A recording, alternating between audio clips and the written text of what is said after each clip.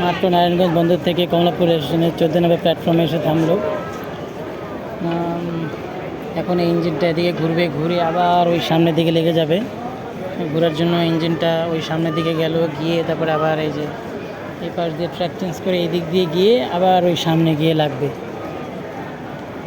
খুব সুন্দর লাগে দেখতে আসলে ট্রেন লাইনের চেঞ্জ করাটা। এটা আগে ছোটোবেলায় যেহেতু আমার বাসা খিলগাঁও ছিল, তো এখানে এসে বসে থাকতাম এরকম ট্রেন ঘোরানোর মানে ট্রেন ইঞ্জিন ঘোরানোর সিনগুলো দেখার জন্য খুব ভালো লাগতো।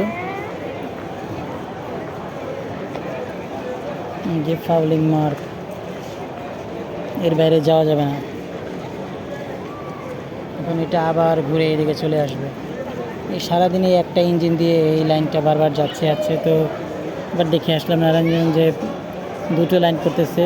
দুটো লাইন করলে সুবিধা যে এই একটা লাইনই বারবার মানে এইটাই যে আবার আসতে হয়। দুটো হলে একটা যাবে একটা আসবে, তাহলে মানুষের জন্য মানে দেখা যাচ্ছে যে 1 ঘন্টা পর পর, 1 ঘন্টা পর পর না, আধা ঘন্টা পর পর ট্রেন থাকবে। বাট এখন যেটা হয় দেখা যায় 2-3 ঘন্টা পর পর ট্রেন, কারণ এই একই ইঞ্জিন আবার যাবে আবার আসবে, যেটা এখন গিয়ে লাগছে। এই অবস্থা, এটা যাওয়ার সময় যদি আরেকটা ট্রেন ওই নারায়ণগঞ্জ থেকে ছাড়তো তাহলে এটা পৌঁছে যেত, এটা যেত। কিন্তু এখন এটা যাবে গিয়ে আবার আসবে, যেহেতু একটা লাইন। এখানে দেখা যাচ্ছে মহিলা আর কি, মহিলা লোকোমাস্টার, এটা মানে ট্রেন চালাচ্ছেন মহিলা। যাই হোক, এটা সামনের দিকে চলে গেল। যে ট্রেনটি বের হয়ে গিয়ে আবার এই লাইন দিয়ে চলে আসতেছে। দেখুন এটা এই ট্রেনটাকে আমি ওই পাশ দিয়ে গিয়ে এসে আবার এই যে এসে ইঞ্জিনের সাথে মিলবে,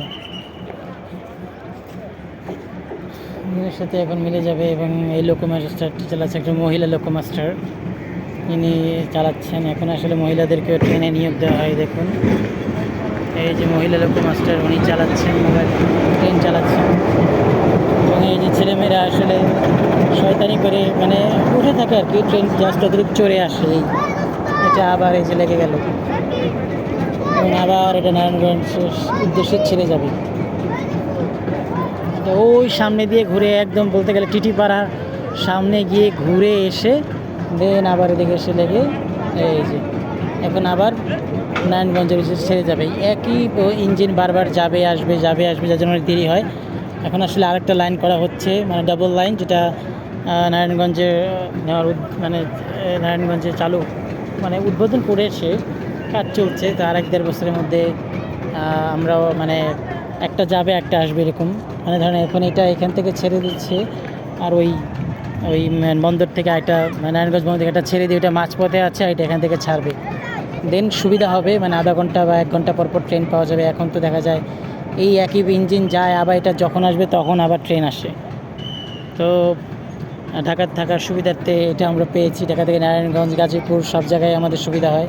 গাজীপুর গেলে 45 মিনিট, নারায়ণগঞ্জ গেলে 30-35 মিনিট লাগে। সব জায়গায় 30-35 মিনিট না, যেমন চাষারা ফতুল্লা 20 মিনিট, তারপরে বন্দর বা ওইদিকে গেলে আরও বেশি সময় লাগে আর কি।